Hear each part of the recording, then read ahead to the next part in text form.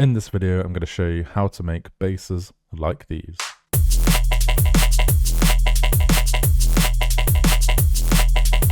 Now, if you want to learn how to make the drums in this track, I've already covered this in a video, link in the description. And if you want to get loads of samples and presets like the ones we're going to go through in this video, you can get that either in the Jump Up DMB beta pack, or if it's released, you can get the full Jump Up DMB pack. There's also a remix competition currently if you want to join that. Details on my Discord. The first bass sounds like this and I'm playing an E. So let's go through Serum and then let's go through the post-processing. First of all, what we're going to do is pick basic shapes and then we're going to go -2. And then the next step is just to turn this round all the way down and to turn the level all the way down as well.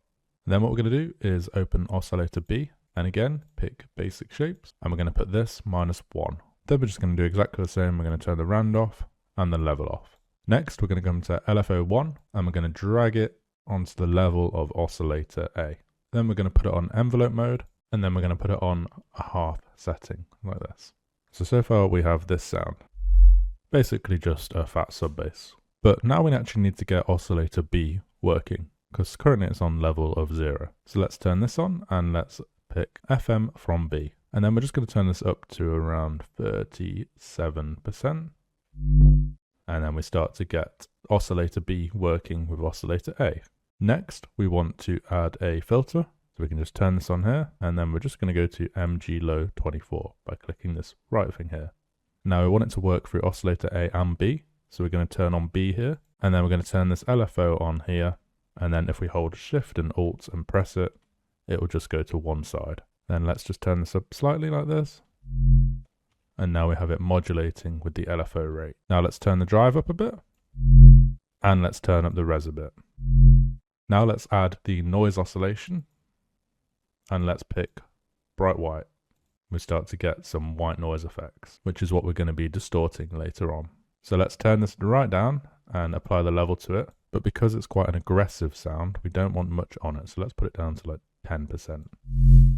Turn it up slightly. There you go. Now let's go to the effects tab and let's add some distortion. And for this one, we're going to add a sine shaper. So you can either scroll to it or you can just select it on the drop down. Now let's turn the drive down a little bit and then we'll put LFO on it again like this. And we're just going to turn it down until it stops distorting at the end like that. There we go. Now let's grab an EQ. And all we're going to do is boost the high end a little bit. Now if we check on the master channel, it's coming in super loud. So what we can do is turn it down. And we can do that either on the master here, or we could do it on here as well. Then we get that. And then if we play the E, we get this sound. Which is starting to sound pretty similar to the original sound here, but we can make it sound even more gritty with some post-processing. So let's apply this to channel 22, which is just the bass channel I'm using for this one. And then let's have a look at the post-processing. So for this, I'm basically just using a multiband distortion / saturation, and it's called Trash 2. Now this plugin isn't available anymore, so if you already have it, then feel free to use it. If you don't have it, then try and find it online somewhere or try using just a different style of distortion or saturation. If there's one that has multiband that you know, use that or just play around with different ideas. But you've basically got the core of the sound anyway. This is just the icing on top of the cake. So what I've done is I've turned the multiband setting on here and then I'm just affecting number 2 and number 3 here, which you can change here and here. And then you can change this dry wet signal here. And then for this one, we've just gone for the retro sound on cheap digital. And then we could adjust this as well. And then for this one here, we've gone for heavy cracked actress and then boosted it quite a lot here, as you can see. And then that goes from this to this. And then all we've done is put a Pro L on it here to stop it from redlining, basically, and distorting. And then, of course, we've got our kickstart on as well, so that when the kick hits with the first bass, it sidechains. And then you get this really cool initial bass hit on your drops. And this can work in like loads of different tracks. You don't need to use this next bass. You can just use it for whatever track you're working on if you're struggling with the first bass. So then, of course, what you can do as well is you can add an EQ and get rid of the low end. And then this sub bass is working underneath it. So the sub bass is being used under this bass and under this bass, and it looks like this. So just basic shapes, and then we've just drawn this bin on here, bin 3. And then we've got more EQ on here, and another sidechain. Simple. If you're enjoying the video so far, please smash that like button, it'd be really appreciated. Now let's look at how to make the second bass, which sounds like this. So if I remember right, I actually made this bass with the help of another tutorial from Harley D. He's making some banging tutorials out now, so shout out to him. Check out his videos if you haven't already. And then I've just done a bit of Arcade magic to it to make it sound like this. So first of all, what I've done is I've gone to the digital section and I've picked Dist Wartek. And then I'm going to drag this -2 and we get this sound, which already sounds pretty cool. You could probably make some sounds with this. And then we're just going to turn the rand off. And then we're going to grab LFO1, put this on envelope mode, put this on half setting like this. And then we're just going to shape this in the corner like this. We're going to drag it to here, drag this down, drag this to like here, and then drag this down. So we've got this tiny little shape to work with. We'll turn the LFO off and drag it on. Turn this right down. So now you shouldn't be able to hear anything. And to counter this, we'll come to the effects tab, add a distortion on full, and then we'll compress it to hell as well on the multiband setting. So you can hear that, it sounds crazy. So later on you'll adjust this to fit with how you're using this bass. So if you're using it like me, you'll want like a really steep thing here and then not as steep this side. But now we need to shape the sound. So what we can do is come to the filter, and then if you haven't used these before, they're really cool. So there's these format, there's format 1, format 2, format 3, and you can create some really crazy sounds with these. You can hear all this. And then this format button here changes it as well. So let's go to 2. Basically like a talking bass at this point.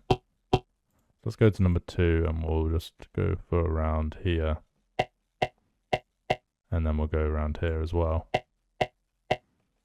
And then let's go back to the effects tab and we'll add some hyper and we'll turn the mix up a bit and then turn everything down a bit.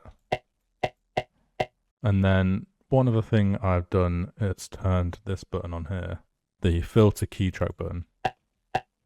This just changes this fill cutoff button to work differently. So you see the hertz value, if I put it on here, it's on 73, and then if I turn it on, it goes to 300, and it lets you shape it differently. And then the thing that's going to really change how this sounds is the shape of this. So you see like this right now, it sounds like this. If I turn this up even a little bit, it changes the sound completely. So depending on how fast you're using the bass can really change how it sounds in the mix. So we've got this sound sounding pretty cool. Now let's look at post-processing. So I'm going to go through each one and then explain what I've done and how it sounds. First, we've got an EQ, and what we're doing is we're boosting the 1257 range here. If you look at the filter, you'll see that I've cut it here. Essentially what we're doing is like counteracting that by boosting it again. So before it sounds like this, and then with this it sounds like this. In my opinion, it just brings some of the sound back out again. It's kind of just complicated trial and error sound design, to be honest, but it kind of works. And then we're using this Decimal plugin, which is one of my favorites on this action movie setting, which seems to always sound good. And then it gets you this more clear sound. And then we've got another EQ, just gradually boosting the highs to the mids to highs. And then of course we've got our side chain. And then I've used this FabFilter Saturn 2 on this console drive tab and then just gone through like this and made some adjustments. Got it to sound like this. And then we've just got a limiters on at the bottom. And you get this cool sound. And then what you can do at the end if you want, again, you can put another EQ on and put a high pass filter on and just sort of cut out the low end like that, and then we can have our sub bass underneath. And then we just got this shape like this, so we've got it playing. Look how frequently we've got it playing. So if we were to like change the shape of it, we would get a lot different sound, which you might prefer.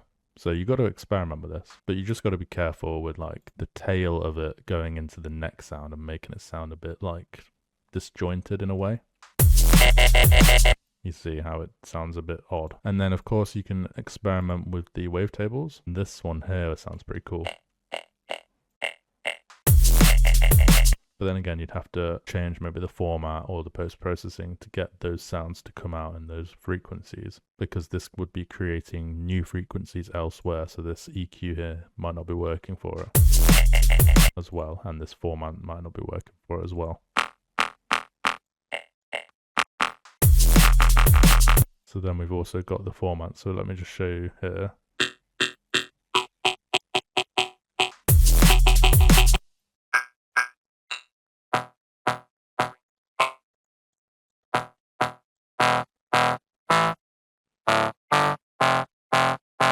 So this sounds pretty cool. Might sound cool with like a massive reverb on.